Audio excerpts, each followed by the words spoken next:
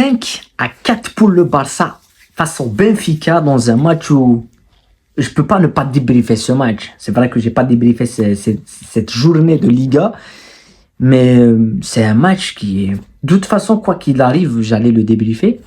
Et c'est la Ligue des Champions, c'est le tour de la Ligue des Champions, mais 5-4, c'est incroyable. C'est incroyable. On a assisté à une performance, à un match... je vais pas dire un match de légende, mais ça fait partie des matchs de légende de la Ligue des Champions. 5-4, on est en mené 3-1, on est en mené 4-2.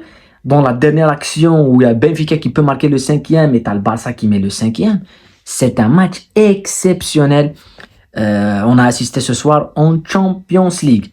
Donc, bien évidemment, avant de commencer ce débrief, n'oubliez pas de liker au maximum et de vous abonner à la chaîne.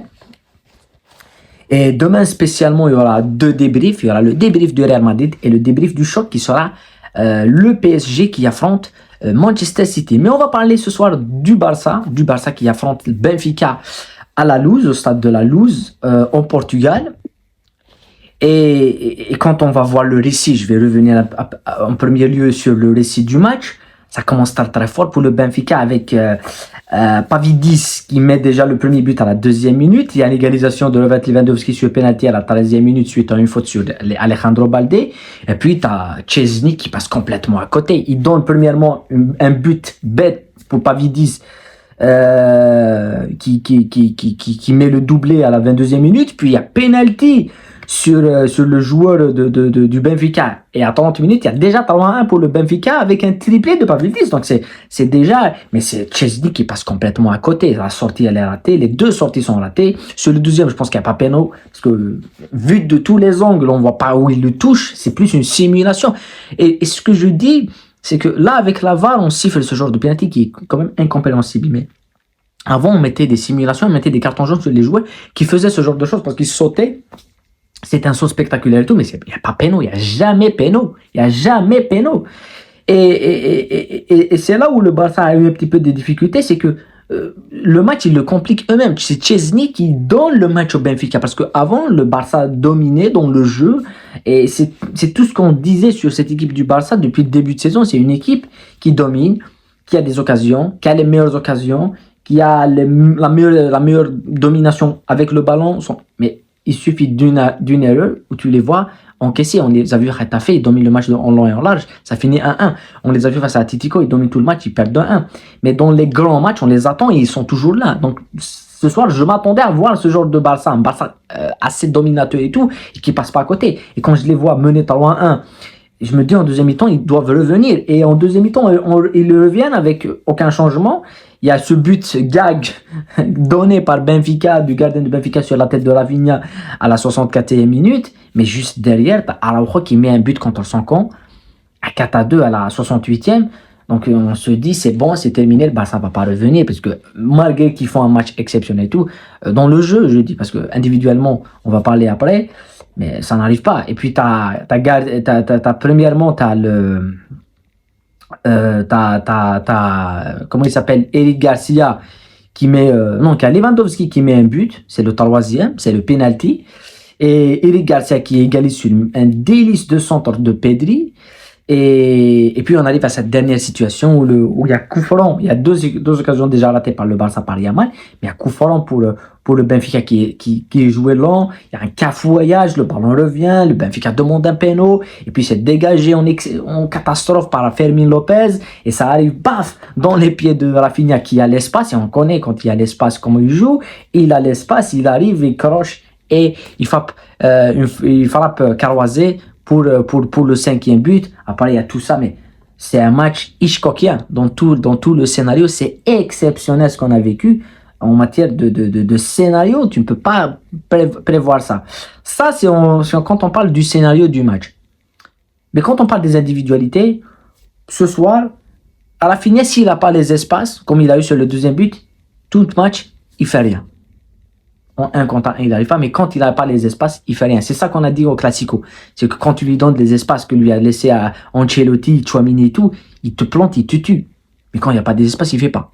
Yamal aujourd'hui, c'est pas Yamal qu'on a vu. Il est pas dans la même lignée qu'au Classico ou quand même face au Bayern. ou face à Dortmund. On a vu Ratafe, un très mauvais match. Aujourd'hui, pas assez.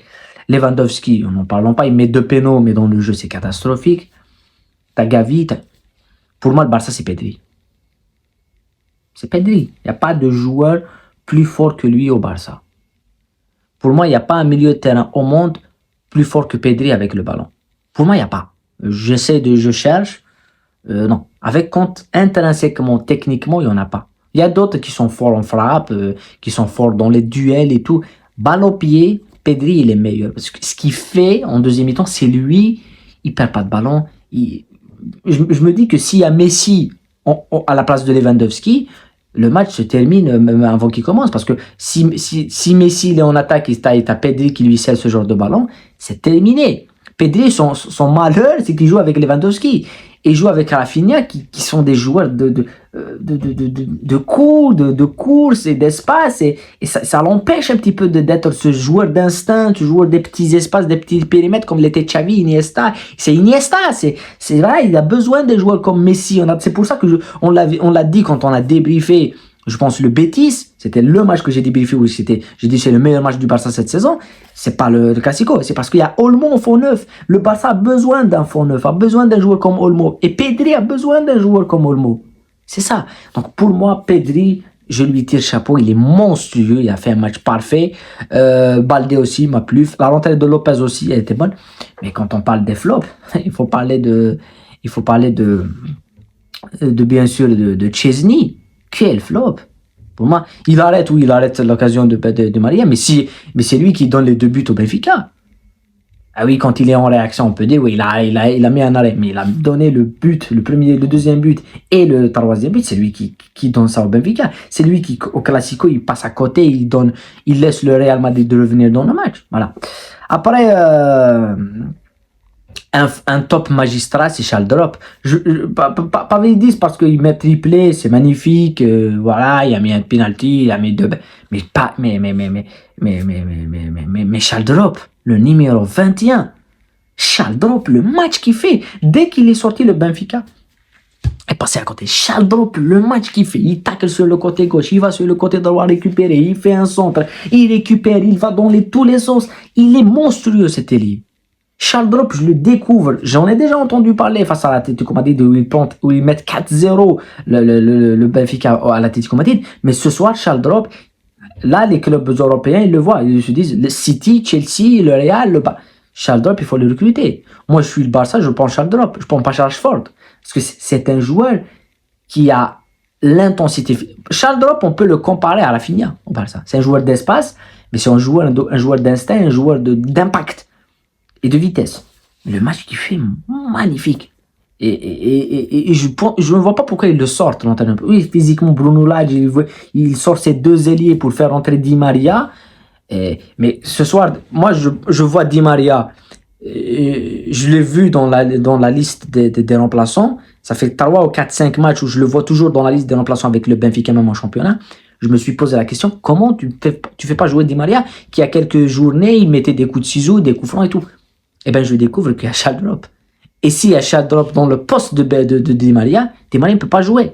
Et Di Maria, ce qui va travailler contre lui, c'est ce qu'il a raté l'occasion du but. Un face-à-face magnifique du 5-4, c'est Benfica qui termine à 5-4. Voilà. Donc, on est passé du 5-4 à Benfica à 5-4 pour le Barça. C'est un match de Champions League. On s'est régalé avec ce match-là. On va attendre demain le Real Madrid qui joue Salzbourg. Et bien sûr, le choc de cette journée, Manchester City qui affronte le PSG au Parc des Princes. Un match qu'on va débriefer bien évidemment sur la chaîne. Prenez soin de vous, la paix sur vous et à très bientôt.